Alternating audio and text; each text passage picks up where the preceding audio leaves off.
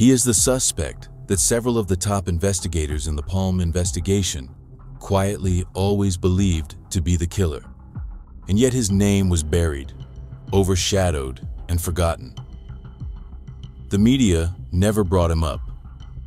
Instead, the public got Christer Pettersson, and decades later, the so-called Skandia Man. But to many, those conclusions raised more questions than answers. None of the official suspects fit the description of the killer. But those who dug deepest into the case files after their release in 2020 began to reach the same conclusion. It had to be him. The man who owned the only revolver the police were never able to find and test fire. The man who matched the witnesses' descriptions almost exactly. The man who fit the FBI's profile better than anyone else. That man was Christer A.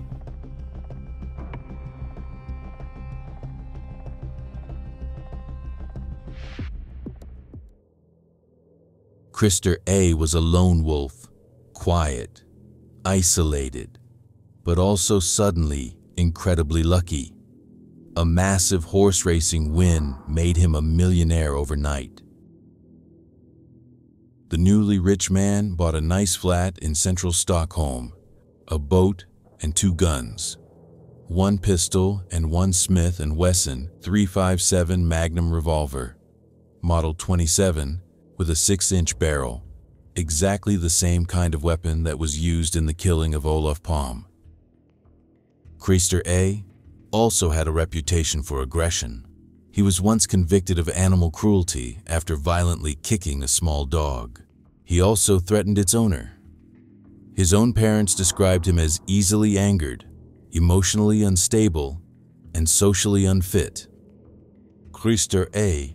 was a stocky-built man, standing 185 centimeters tall.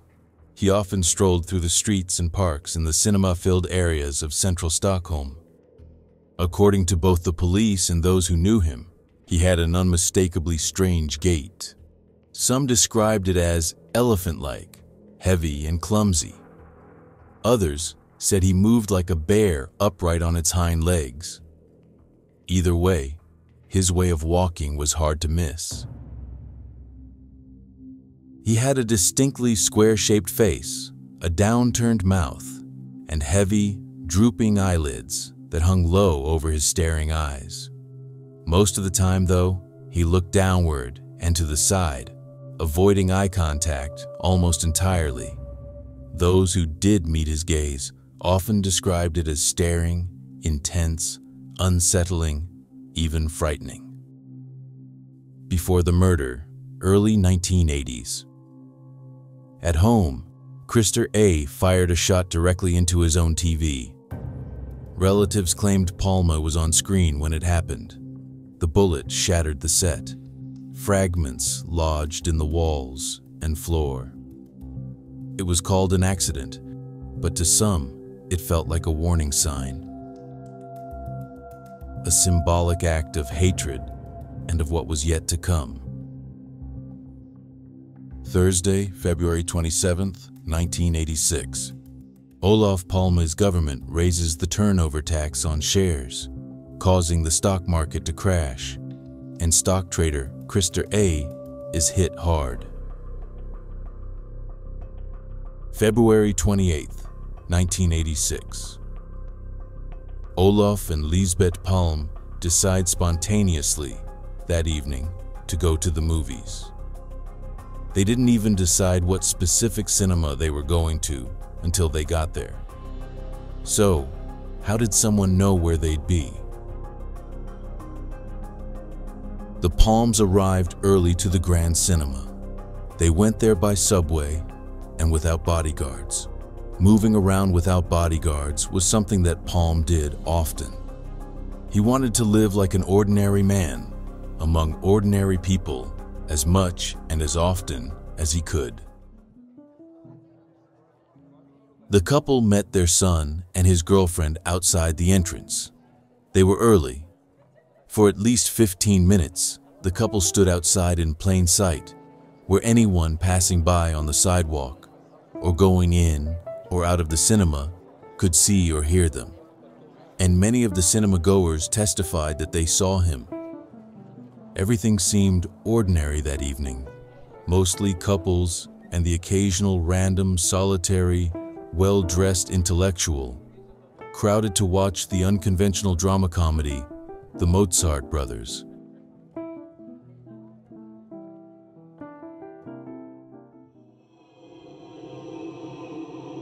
But there's a presence among the cinema goers that feels out of place, enough to make people uneasy.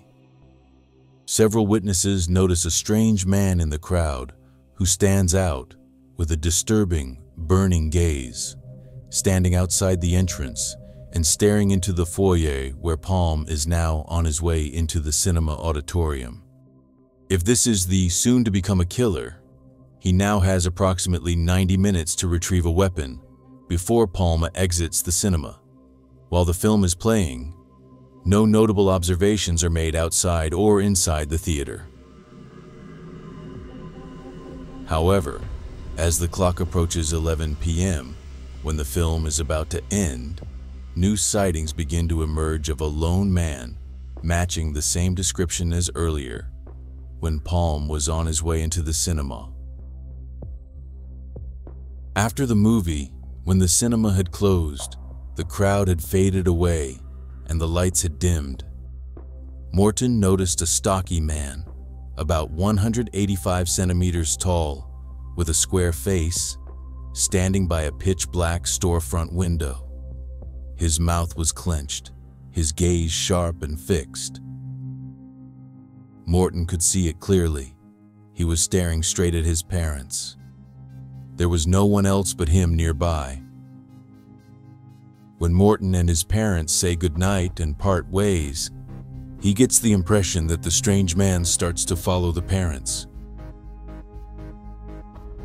Morton gives the description of this man to the police only a few hours after the tragic events that is about to happen.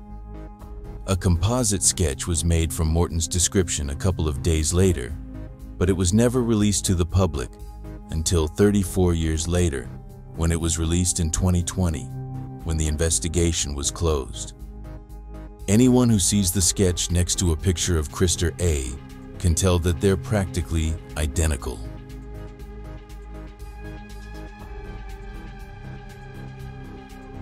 The witnesses who saw the Palme couple walking from Grand to the future murder scene noticed a lone man walking about 10 meters behind them. The witnesses particularly noticed the man's strange way of walking.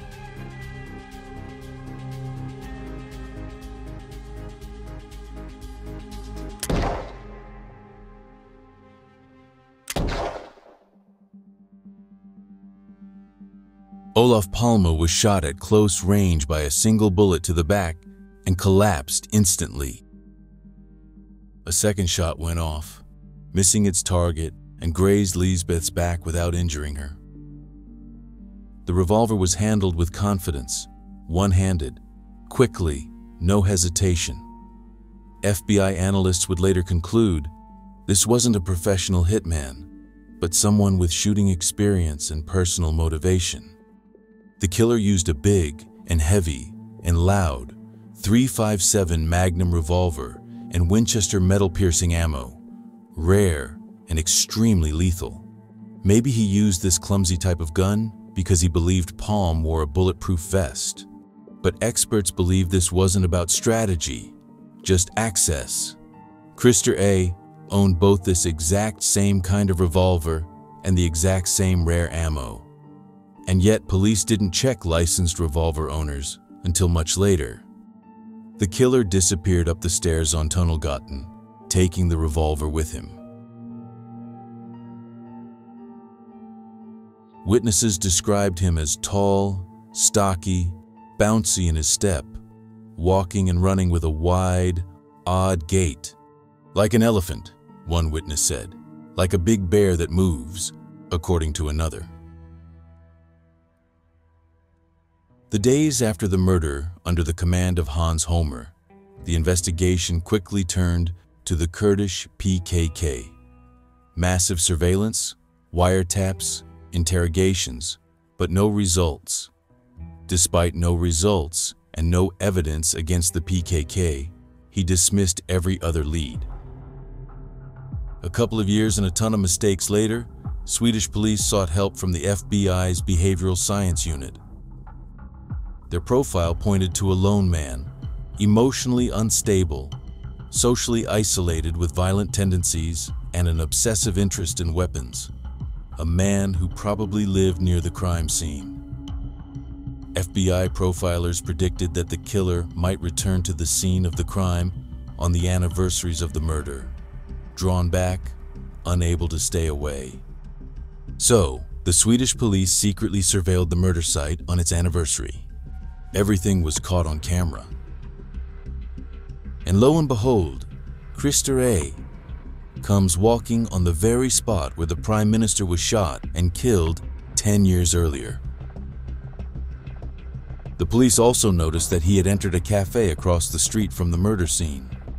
The day after, the police walk into the cafe and interview the staff, and quickly discovering that he's a local who started visiting the place regularly after the murder and continued to do so even after moving out of town. But once again, despite this, the lead was dropped. On a night in August 2008, 2 police officers arrived at his apartment. They knocked on the door. They could hear the sound of someone moving inside, but no one came to answer. They knocked again, and this time called out, "Open up! It's the police." Then, a single gunshot echoed from within. Christer A. had taken his own life with one of his rifles. The answers the police had been chasing for decades died with him. And then, many years later, in 2020, the case was officially closed. The new suspect, the so-called Skandia man, was introduced. He worked nearby and was a witness who behaved a little bit funny. But almost no investigator considered him a potential killer, not even close. He had no connection to firearms, no apparent motive, and he couldn't have physically committed the crime. He left his workplace too late.